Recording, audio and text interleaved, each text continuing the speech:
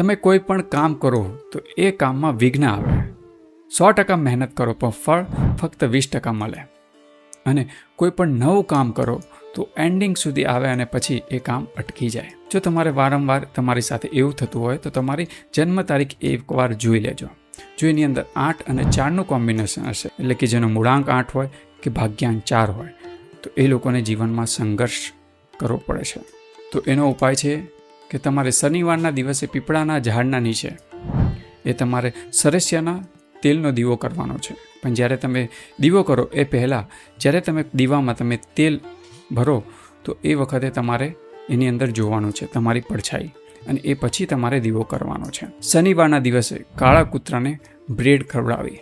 બસ આ ઉપાય તમે કરો.